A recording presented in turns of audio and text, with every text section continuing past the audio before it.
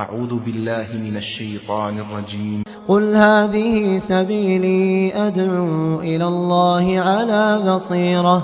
على بصيرة أنا ومن اتبعني وسبحان الله وما أنا من المشركين.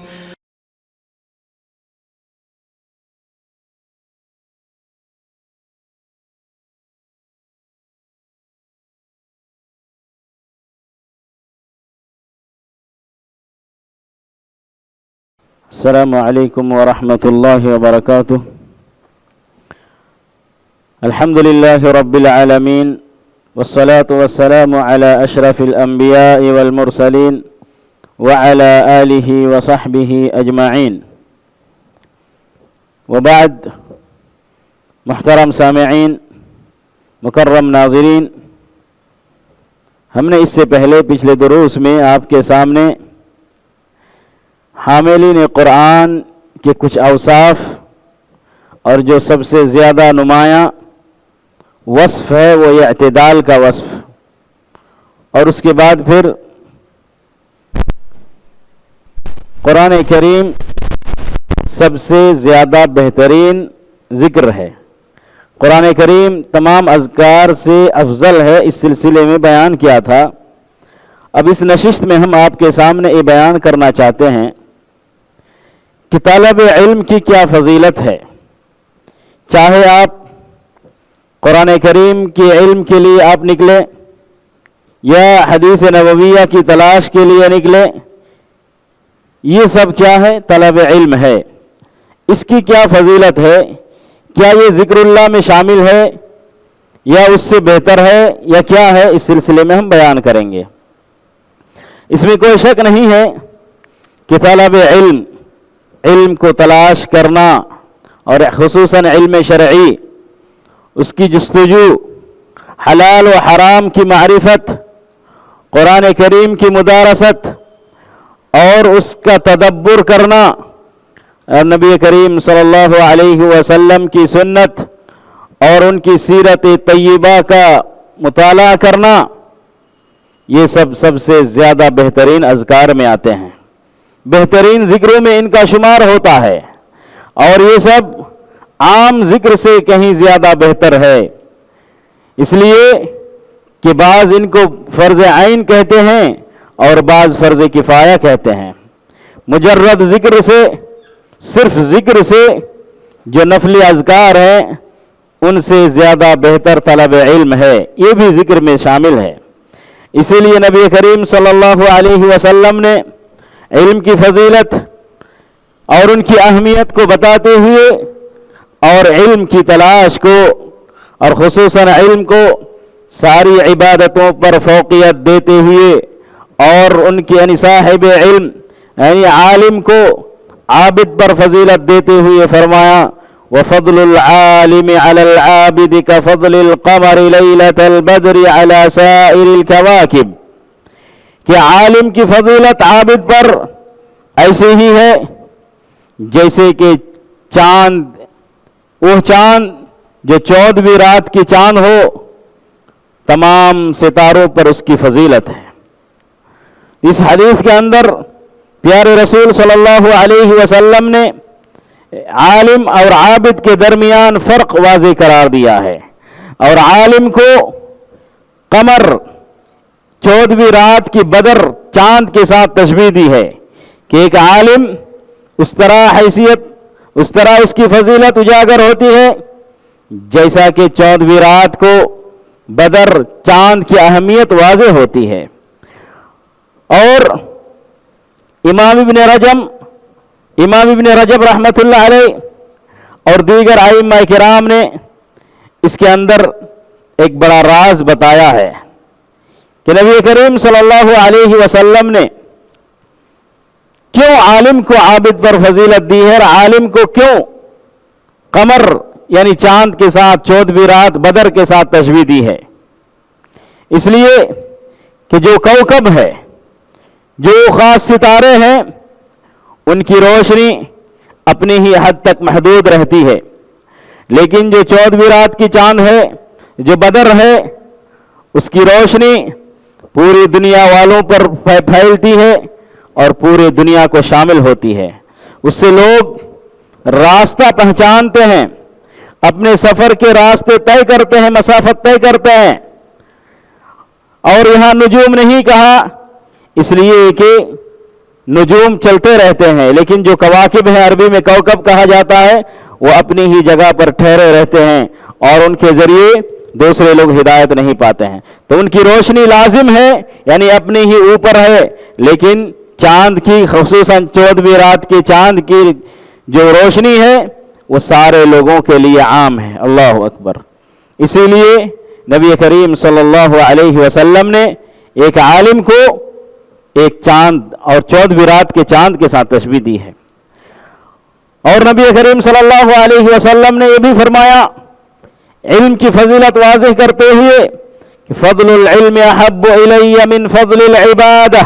اللہ اکبر.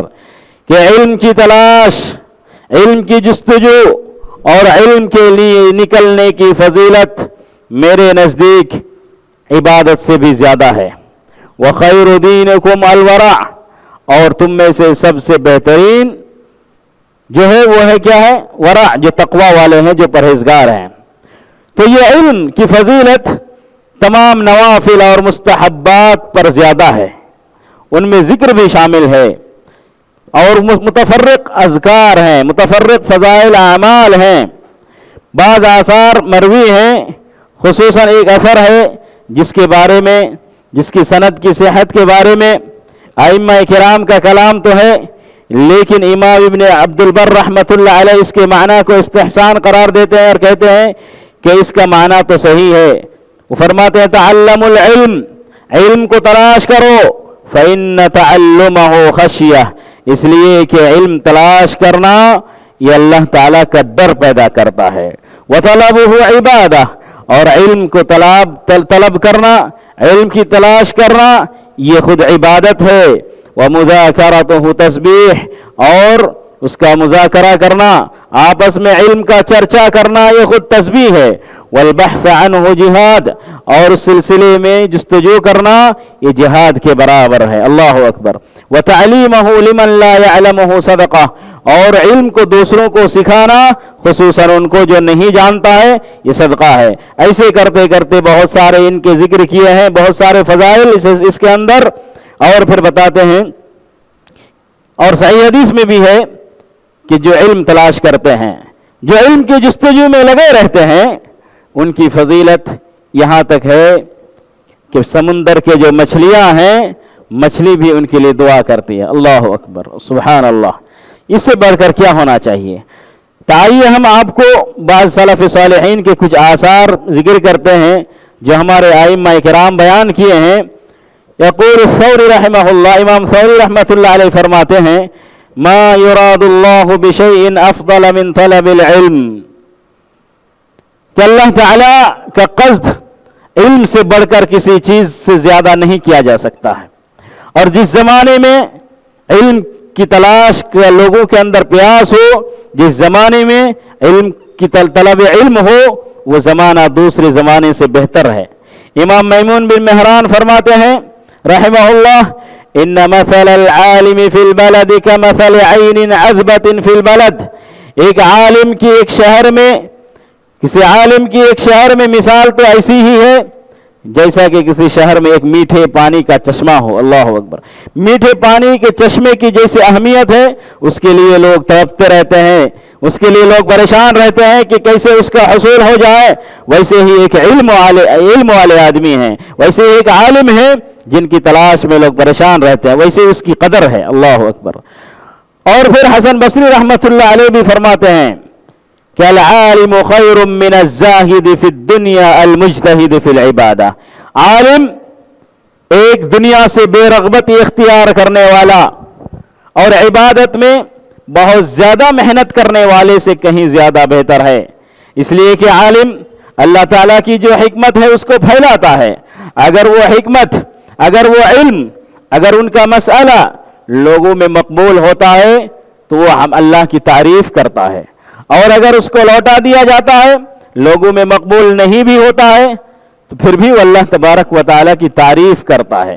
امام شافعی رحمۃ اللہ علیہ فرماتے ہیں طلب العلم افضل من صلاۃ النافلہ، علم کی طلب کرنا، علم کی تلاش کرنا، علم کی جستجو کرنا نفل نماز سے زیادہ بہتر ہے۔ ویسے ہی امام احمد بن حنبل رحمہ اللہ سے سوال کیا گیا ایما احب الیک، آپ کے نزدیک سب سے زیادہ بہترین کون ہے؟ ان اصلی باللیل تطوعا او اجلس انسخ العلم، کیا میں رات کے وقت نفلی نماز میں مشغول رہوں یا پھر میں علم کی تلاش میں مشغول رہوں؟ قال اذا كنت تنسخ، یعنی جب تم علم نقل کرتے رہو، علم کو تم تلاش کرتے رہو، فانت تعلم به امر دینک فهو احب الی، تم اپنے دین کے علم کو دوسروں تک پہنچاؤ، یہ میرے نزدیک سب سے زیادہ بہترین ہے اور بہتر ہے۔ اور یہ بھی فرمایا العلم لا يعدله شيء، اور علم کے برابر کوئی چیز نہیں ہے۔ اسی لیے اہل علم کی بڑی قدر ہے، جیسے علم کی بڑی فضیلت ہے، قدر ہے، ویسے ہی اہل علم کی بھی بڑی قدر ہے۔ اور نبی کریم صلی اللہ علیہ وسلم نے اہل علم کی قدر کے تعلق سے ان کی فضیلت کے سلسلے میں فرمایا لیس منا من لم يرحم صغیرنا ويوقر کبیرنا ويعرف لعالمنا حقہ، ہم میں سے وہ شخص نہیں جو چھوٹوں پر رحم نہیں کرتا ہے اور جو بڑوں کی تعظیم نہیں کرتا ہے اور اپنے عالم کے حق کو نہیں پہچانتا ہے۔ خصوصاً اس زمانے میں بہت سارے لوگ پائے جاتے ہیں جو یہ کہتے ہیں کہ ہماری امت کے علماء، ہمارے فقہا اور ہمارے جو حل و عقد والے ہیں یہ صرف حیض اور نفاس کے مسائل ہی سے ان کا تعلق ہے، دوسری چیزوں سے ان کا کوئی تعلق نہیں ہے۔